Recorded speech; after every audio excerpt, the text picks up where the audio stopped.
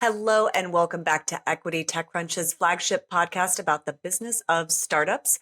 I am Kirsten Korosec, transportation editor at TechCrunch, and I'm joined by senior AI reporter Max Zeff and weekend editor Anthony Ha. And I have an important question for Max, which is, were you part of this? I say DDoS attack, you say DDoS, but either way, were you part of this distributed denial of service attack over the summer involving Waymo robotaxis in San Francisco? Yeah, so I was not involved in this DDoS, as I say, attack on Waymo. I guess that means I'm not a true San Franciscan if I haven't DDoSed a Waymo. But for those who don't know, there's a Riley Walls, who's kind of an infamous like prankster, builder. Tech prankster, I guess. Yeah. Tech prankster. Yeah, he's kind of known for these kind of funny, but really, honestly, interesting stunts. He called 50 Waymos to one block, and it was a dead end street. And the idea was to basically get them all stuck.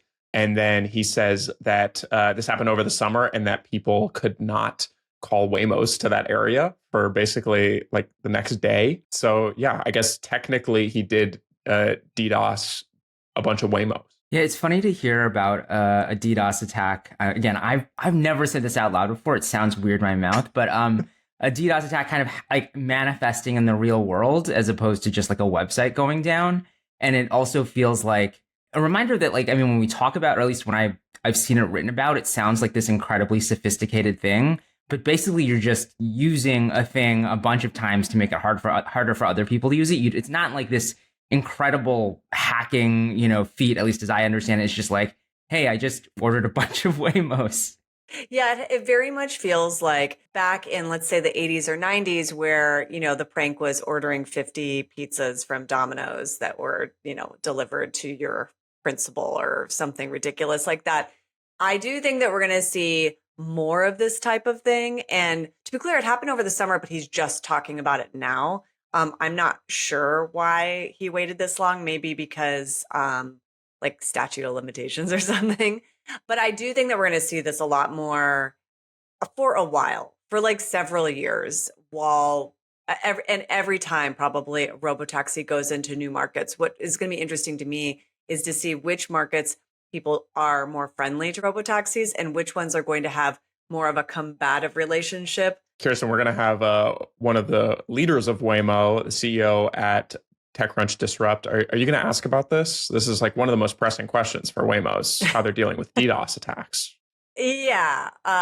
Well, first of all, I need to figure out how to pronounce DDoS or DDoS prior to going on stage and embarrassing myself further. Or maybe you guys are embarrassing yourselves. I'm not really sure who has it right. Takidra Mawakana, who's co-CEO of Waymo, is going to be on the main stage on the first day of Disrupt, and I hope to see you all there, and I'll be interviewing her. I don't know if I'll ask her specifically about this specific event. We'll see if we get to it. There's a lot going on with that company right now. I mean, they just announced yet another partnership, this time with DoorDash. They're going to London. I mean, there's a lot going on with this company. But let's jump into the rest of the show. We've got deals of the week with Goldman Sachs and FleetWorks. Then we're going to get into some new AI safety rules in a conversation that I promise is going to get a little spicy. It will be safe for work, I think, though. And then we're going to get into the IPO window and how the government shutdown is or is not affecting these companies.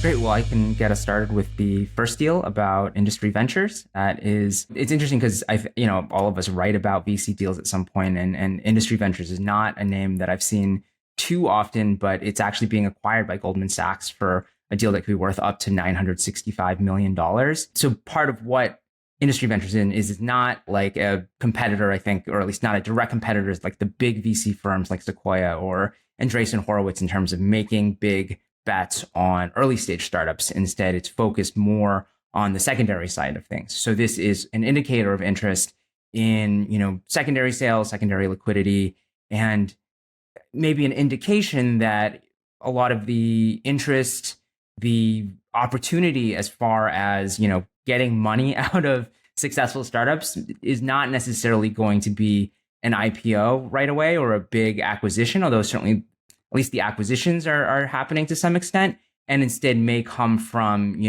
secondary sales or something like that. This got my attention, and you're right. Like industry ventures isn't one that is like in terms of name recognition at the very top of the list, but they've been around for like 25 years. So they're certainly known. And the fact that Goldman Sachs is jumping in here, like indicating when Goldman Sachs does something, I think, it's an indication of maybe trends to come, of showing how like Wall Street's interest in this secondary venture market. That was interesting and surprising to me. I'm curious to see if there's going to be more of these. Max, I don't know if you're in the Bay Area, if you get a sense of from other venture firms, if they're even getting approached. I mean, we've seen this trend of like the mega fund issue. And then we've also seen the trend of very small funds being started as sort of an answer to the mega fund, but not so much this scenario. So are you hearing anything, or is it still too early? From what I know about Goldman Sachs is that they've always kind of tried to be on the cutting edge when it comes to these banks. A lot of banks in New York on Wall Street, they move pretty slowly and do things pretty traditionally. And I think Goldman Sachs has typically tried to kind of embrace tech more than some others. And I have not come across deals exactly like this. I find it really interesting. I mean, really over the last 20, 30 years, there's been this growing tension between Silicon Valley and Wall Street of, these increasingly powerful venture capital firms that in some ways are, funded businesses in a way that Wall Street really once did. And I just think it's fascinating to see Wall Street acquiring kind of a legacy venture capital firm. Yeah, I was wondering the same thing in terms of just trying to think if I'd seen any deals like this before. And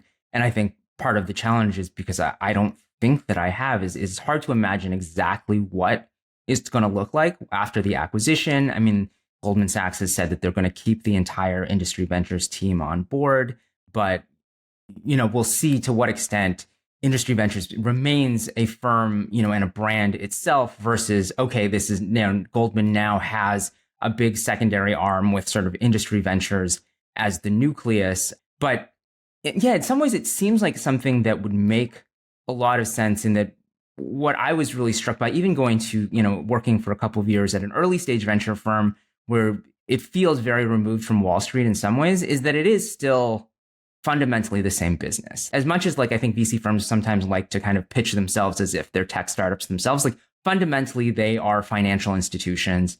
And so the idea that you could have this kind of under the umbrella of Goldman Sachs doesn't seem that crazy to me. I mean, I haven't spent a lot of time inside Goldman Sachs, but intuitively it makes some sense. It does make some sense. But we have to move on to our next deal. And that is FleetWorks. This is a story that senior transportation reporter Sean O'Kane wrote, and it is a YC summer 2023 startup. And this is interesting to me because it's yet another example of a company that is marrying AI. It used to be software, but now it's like AI and logistics. They've raised $17 million, which is not the most interesting part. I think what the company's doing and some of the backers are. And really, they're looking to, quote unquote, like modernize the trucking industry. And a little fun fact before you both jump in, the Series A was led by this guy named Bill Tranchard. I'm looking at the notes right now to make sure I'm pronouncing it correctly. But he also led Uber's seed round. So way back in the day. Well, I know you probably think you're off the hot seat for a second, Kirsten, but naturally, I'm just going to ask you some questions, which is, I think one of the things that often comes up, I mean, in general on this podcast, but especially when we talk about autonomy, is sometimes this sort of cyclical nature of what's hot, these kinds of investments. And definitely I can, remember periods where it just seemed like, there were investments, big VC investments into sort of companies that were bringing some form of automation, AI, like you said, I guess usually slightly different language to trucking. And I'm curious, is this something where it's sort of trying to do what a lot of other companies have done, or is this a company that's trying to do, something genuinely new? Well, I mean, I think that there's aspects that are new here. The whole let's fix logistics or let's disrupt logistics and trucking is a tale as old as time. But I would say what we're seeing is some of these companies that were put out there to disrupt, so Uber Freight, for instance, and maybe Flexport, another startup, they're embracing and using AI tools. So that is, a trend for sure. This company is doing something that, they call like the always on AI dispatch, which is kind of an interesting concept. And so it feels like almost like an AI agent. But there are other companies out there like Oway. This is another YC-backed startup. They're working on sort of an Uber for freight, which is a little bit different.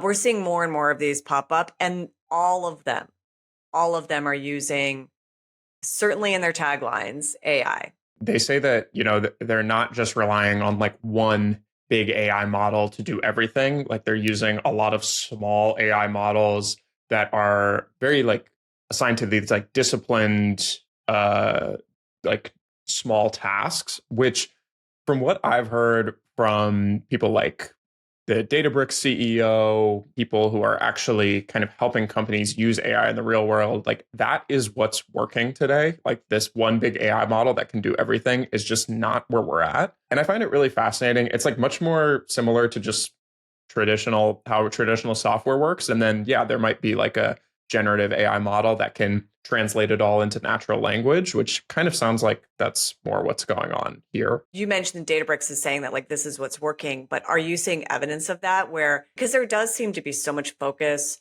in just media coverage and also from these very large companies about the LLM that solves all type of model. How common is it where you're seeing companies like smaller startups, applying it to trucking or logistics or, many other things using that smaller model approach? Yeah, I think it's really common. Like, I think that is the thing that is working today. And another company, Sierra, which is Brett Taylor's startup, they also kind of work on creating these like very practical, small scale AI agents that can do like one task repeatedly very well. And it's not like this everything AI that can do someone's entire job. I think that that's really what's working. Another thing that I think people underestimate about this stuff is that even just to get one kind of task hooked up to an AI model that it can automate it, like that means basically making all of your data into this like very easily understandable kind of organized thing that most businesses today, especially like for something like the trucking and freight world, like that just doesn't exist,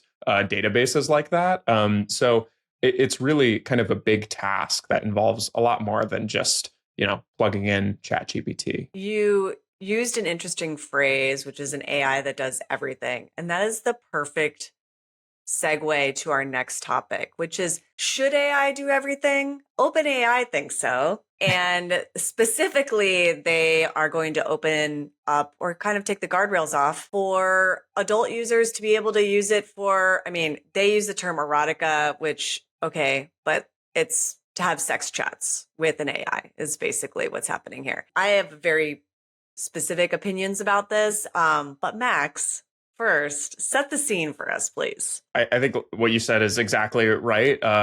Sam Altman basically announced on Twitter, it's become OpenAI's like main channel of communication these days. They are going to start allowing people to have kind of sexual romantic chats with ChatGPT. A lot of people might be asking, why would they do this? Like, why would you open this can of worms? This sounds ridiculous. This sounds like bad. And I would agree with you on many of those fronts. I would say that it's important to understand that AI chatbots from companies like Character AI, Replica, xAI's Grok, they are all capable of having these sort of romantic and sexual chats already. They have been for several years, and it's actually really popular.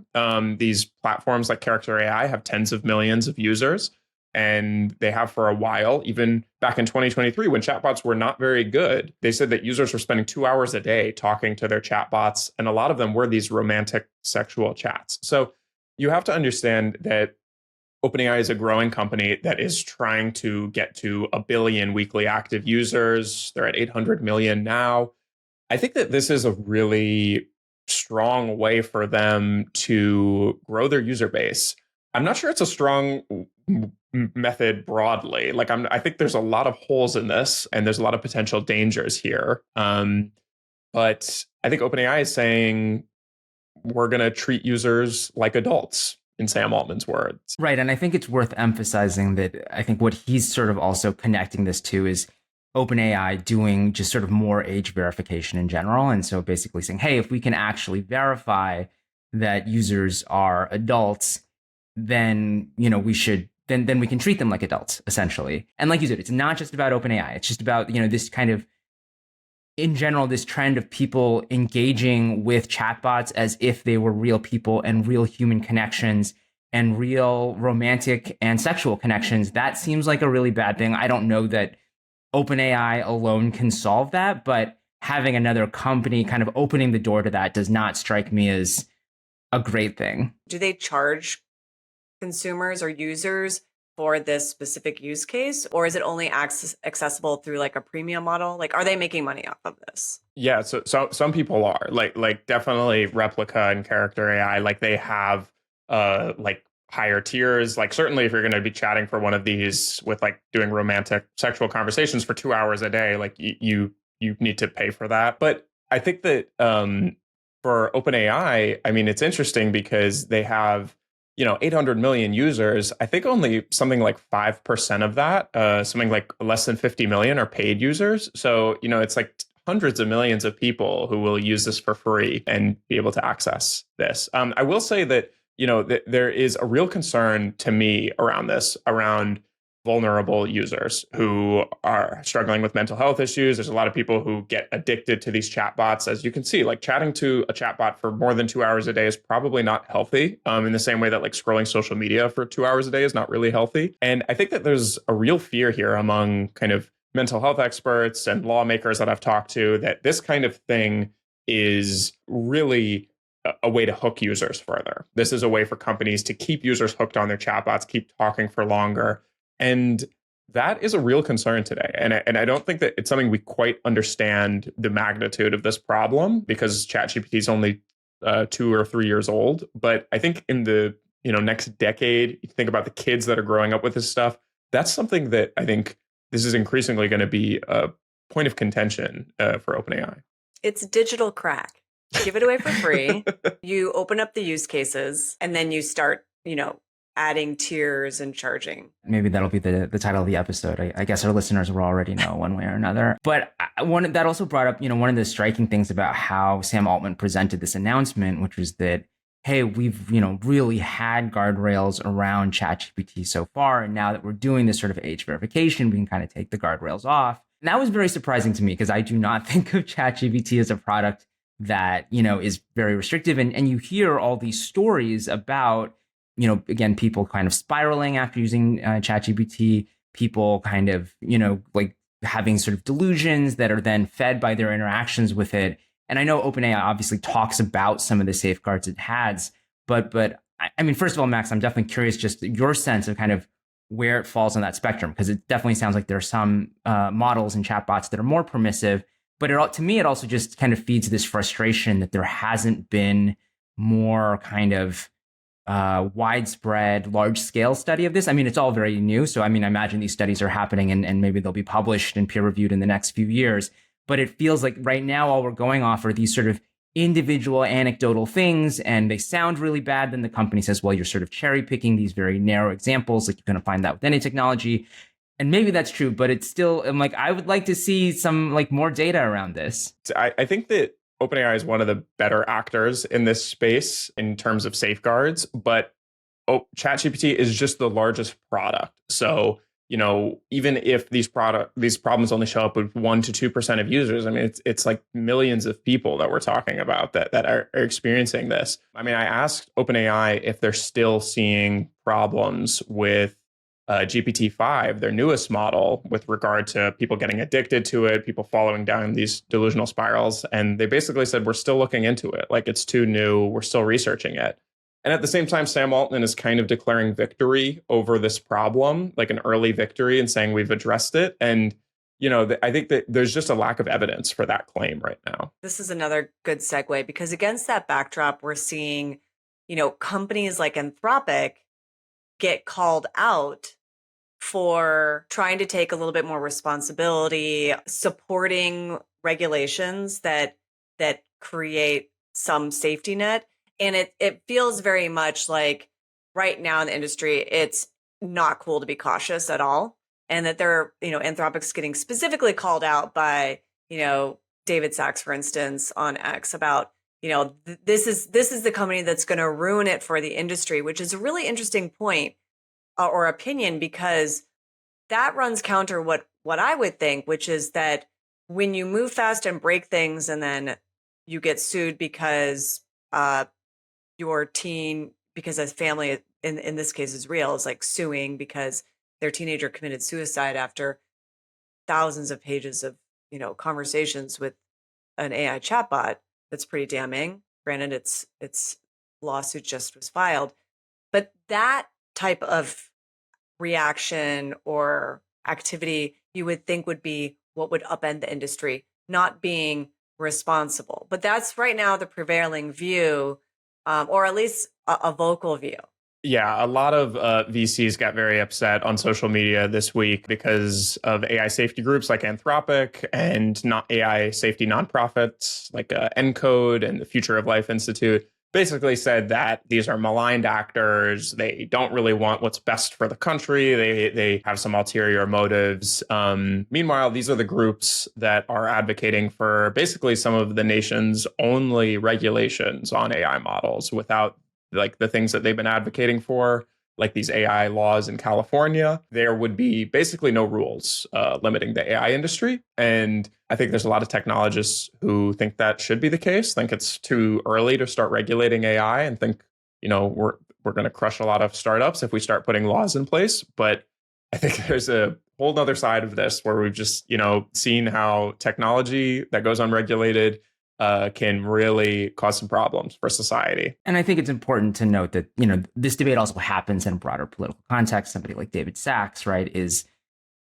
definitely very allied with Trump, with a lot of other folks in the Trump, Elon Musk camp, Andreessen Horowitz, which is also, big on Trump.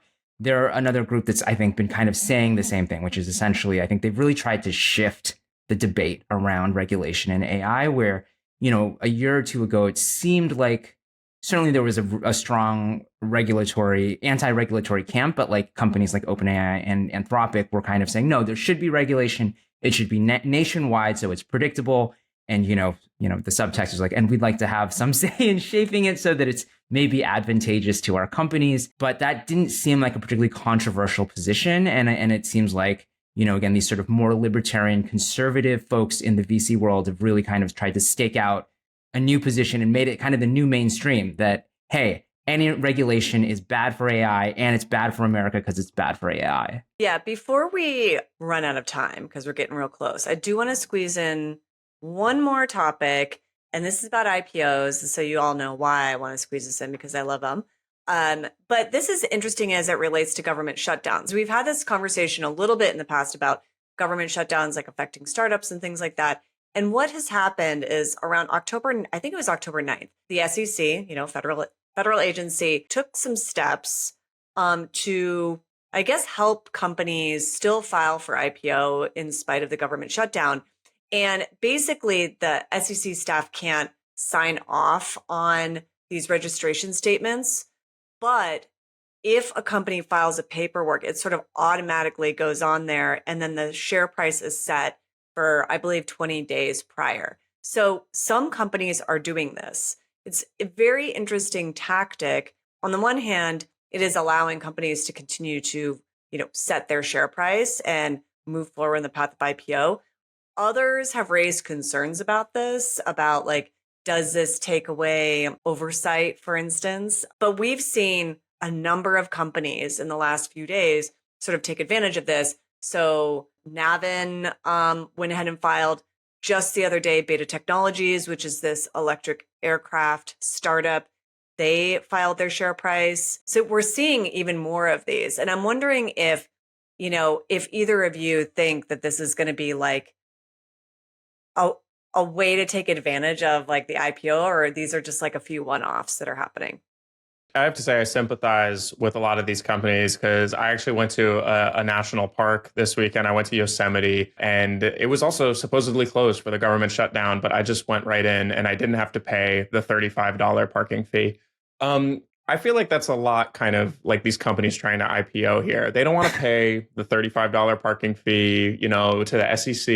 It's probably more, honestly. They might have to pay a little bit more than 35. I kid, but I do really mean that, like, the world does not shut down with government shutdowns. Like, I think we've seen this a lot. And this is, as a reporter covering this stuff, it's hard to kind of parse like how, much government shutdowns really will slow things down. And I think that these companies are just like, yeah, we're going to keep going. I'm not sure if it shows desperation. I think it might kind of show, honestly, just like confidence in a certain way that we're just going to keep chugging along in spite of all of this chaos. The other thing about government shutdowns that I think you're alluding to is also that they're not completely binary or sudden. It's not like the shutdown starts and every government office closes. It is, it seems, especially this time, it feels like some things closed, and then as time goes on, more things start closing and the government becomes more shut down for real. And it feels like in this case, yeah, it's like this way for the SEC to kind of keep the lights on a little bit, but not completely. And I can certainly sympathize with a company that is, say, in the middle of the process and just trying to, like, hey, we just want to kind of keep this thing going rather than having to just put it completely on pause for who knows how long.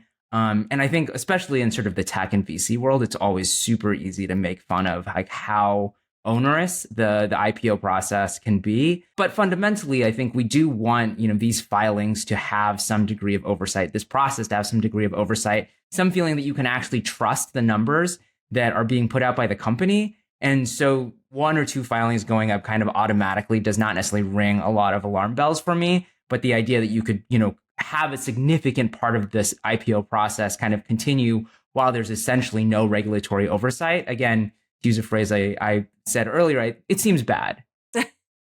Yeah, I would say, I don't know if I'd put it in the bad category, but what I am interested in is once the government shutdown ends, to see if there's a sudden, flood of companies that have been waiting to IPO, but held back and chose not to take this automatic listing share price approach. And that will tell me a lot, because right now it is a handful of companies that are choosing to do this.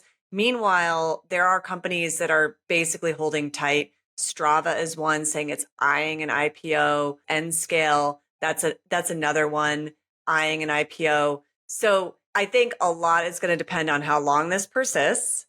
And also, once it does end, it will say a lot if you see a bunch of companies filing, because it'll indicate that maybe there is a difference between these other ones. Hopefully the government shutdown ends soon, but not as soon as this podcast, which is ending right now. You can always find us on Threads and X at EquityPod, and we'll see you next week.